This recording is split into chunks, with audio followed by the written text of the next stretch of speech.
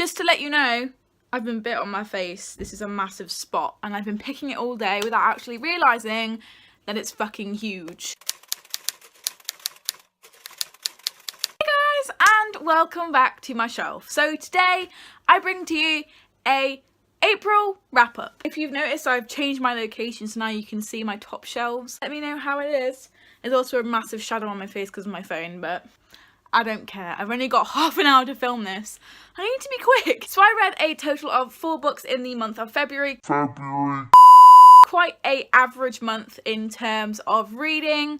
I read 1 book a week, which is 4 books a month. But yeah, I read these 4 books, and there was a hint. I read these 4 books, and without further ado, I think I'm just gonna get straight into it because I don't have long to film this. So the first book that I read in the month of April is Caraval by Stephanie Garber, and this got a 4 stars on Goodreads. It's really hard to say what this book is actually about. Oh my. I'm just gonna finish the rest of the video like this. I had no idea it was that bad until this moment. Caraval is about these 2 sisters who live with quite an abusive father, and they kind of like escape into the world of Caraval and like research it as a circus. It's not really a circus, it's more like a game, but kind of a circus, if that makes sense. That's all I can really say without giving too many spoilers about the book. There's these 2 girls in a family that's quite abusive. One of them is being married off, I believe, and she's never met him before, and like she's not too great about it, but she's trying to persevere. And then they get all mixed up with Caraval and the game and winning each other's trust and stuff. No one's real, and I found that very, very nice.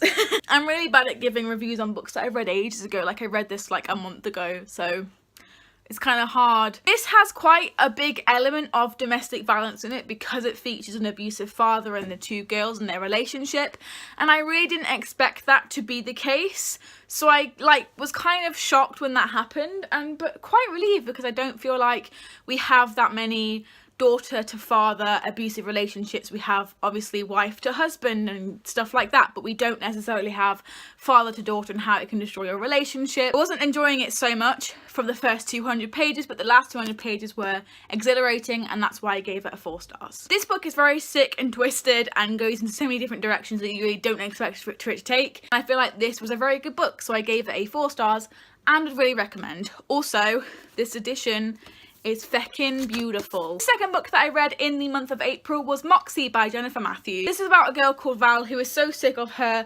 school's misogynistic and sexist ways, like dress code, sports, funding, all that kind of thing. She's just so sick and tired of it that she wants change, and then she starts a little magazine slash newsletter thing. But she starts this Moxie. It's like a newspaper slash comic thing. It has editions and it comes out every so often, and she is the secret author of it. It's very much an independent thing at first, but then Moxie spirals out of control, as the school see it, and loads of other girls get involved, including some not so girls, which I found really, really cute. No spoilers, but it was really cute. I think the reason why I gave this book a 4 stars on Goodreads is because I have read The Nowhere Girls by Amy Reed not too long ago, and when I was listening to the synopsis on BookTube and just like its synopsis on Goodreads, I thought it was very much so like The Nowhere Girls. I couldn't help but compare it into, you know, see what the similarities and the differences was, and I do think that The Nowhere Girls dealt with it a little bit better than this. This was a little bit fluffier. The Nowhere Girls really got the nitty gritty, so I kind of suppose is what you're into. I feel like The Nowhere Girls really dealt with the subject of feminism quite better, maybe, in my opinion. But this was still good. I still loved all the references to like the Riot Girls, etc, etc. Did educate me on some aspects of feminism I didn't know about, which is always nice. And yeah, it was just a really nice read, and I would really recommend if you want to know more about feminism or like sexism or patriarchy, read this book. Have I been saying March this whole time? It's April, by the way. The next book that I read in April was The Art of Being Normal by Lisa Williamson. I was really in the mood for like feminism, like Moxie, and LGBTQ+ novels like this one and the next one. But this one really quenched my appetite. So this book follows 2 perspectives, which is not my thing on the whole, but I'll explain that in a second. This book is all about David and Leo.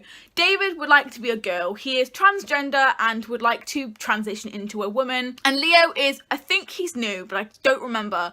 But it says on the back that Leo wants to be invisible. David has this journal of like all of his measurements and all of his transgender thoughts. He writes them all down in this like diary, and one of the cool kids gets it, and then Leo punches him straight in the face and is like, you give my friend his book back. And this blossoms an unlikely friendship, of course, like in all YA, but it was adorable. At the beginning, I did feel like the 2 points of views were absolutely pointless, and it deals with kind of too many social issues, which is why I gave it a 4 and not a 5, although I did thoroughly enjoy this and cried at multiple points. It really also educated me on some areas, but I do feel like it was too busy trying to tackle different social issues at the same time. At one point in the book, it's dealing with transgender representation, and then it's dealing with paternity and like dads not wanting to know us. And it kind of makes a subtle hint to like, and the next book as well, not having a father figure and being transgender. And I don't know if that's on purpose or if that's true or representative or valid, but I feel like that was a little bit of a bad move, because not all people who are transgender have like a bad father figure. That's not the reason why, you know what I mean? I really enjoyed this. I gave it a 4 just because it was trying to deal with too many social issues, and I did feel like the points of views at the beginning were really pointless, but as the story goes on you kind of realise why there's 2 split points of views. I just found that David and Leo's like, you know, whole friendship was really cute, and I think you're really supposed to, because they're unlikely friends. They are really good friends at the end of the novel, and I just find that it was a really cute story between them both. The last book that I read in April is very much like The Art of Being Normal, and that is If I Was Your Girl by Meredith Russo. So If I Was Your Girl follows a girl named Amanda who has a massive secret. You guessed it, she's transgender. She used to be a male before she had came to the new school. She's now living her life as Amanda, trying to keep her secret and trying to kind of hide it as she forms new relationships and doesn't really want everyone to find out. You meet loads of different characters in this. It's set in a very Christian, I think it's set in Texas, but it's definitely Christian town where they all go to church and they believe that sin is bad and blah blah, and like homosexuality is not like in the Bible and stuff like that. It's really interesting to see how transgender is kind of represented in that way, and it really made me think about how this is happening in real life and how they would deal with that. Just made me pulled on my heartstrings a little bit for the people who actually go through this. But again, like The Art of Being Normal, it kind of links bad parenting on the father side, like daddy issues, to being transgender. And I don't know if it's just because dads stereotypically have a way of reacting to finding their children are transgender.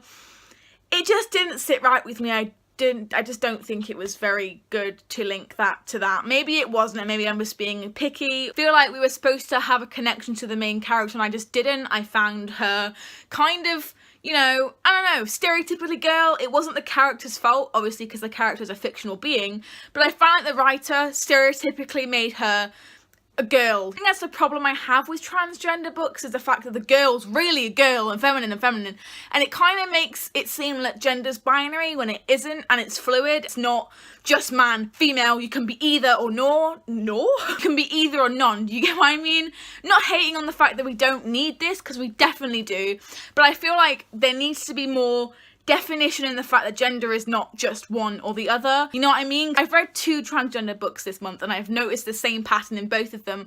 Have masculines, very masculine, like tough boys, testosterone, beards, pubic hair, and then girls it's, oh no pubic hair, boobs, and homecoming dresses. Like I feel like it tries to like make gender seem a little bit less, I don't know, standardized, and that it can change, but I feel like there's more to be done in between, because we aren't all 100% female and we aren't all 100% male. I think that's what they've failed to represent. Also, the representation of suicide in this novel is shit. I'm not going to give any spoilers or specifics like about the book and suicide and its relationship with suicide, and I would actually put a trigger warning on this, except I'm not going to, because the representation of suicide in this is very poetic, literally represented as a literal, I'm going to swallow a few pills, close my eyes, go into a bathtub and I'll fall asleep kind of thing. I don't know if the author's ever tried to swallow more pills at a time. Clearly not, because that's not how it works. It was just more poetic than needed or is in real life. For that reason, this got a 3 stars on Goodreads. More towards a 3.5, because I really did enjoy it, apart from one little bit, which we won't go into. But I swear to God, if anyone's read this book, I want to have a spoiler discussion rant with you about one particular character. Just saying. So these are all of the books that I read in the month of April. My favourite by far was probably Moxie, Caraval, and the last two were good, but they weren't up there with my favourites, that's all. These are all of the books that I read in the month of April. If you like this video, please give it a massive thumbs up and subscribe. We just hit 150 on the channel and I haven't been making booktube videos for that long. So I'm really grateful, thank you very much. Thank you for putting up with my ridiculous scheduling, which won't stop until June. So I'm really sorry that I haven't been posting much. I have still been reading, just not posting on this channel because I've obviously got another channel. It's really hard to balance the both of them and studying. So if you would like to go and see more updates for my reading on social media, I do have a Goodreads and a Twitter that I post a lot about reading and stuff like that. So if you want to go and check that out, you can. It will be linked in the description box below. And I will see you some other time in another video. Bye! I wanna watch them fly and fly and see them soar up into the unknown. But I feel just like a nerd watching birds, watching you.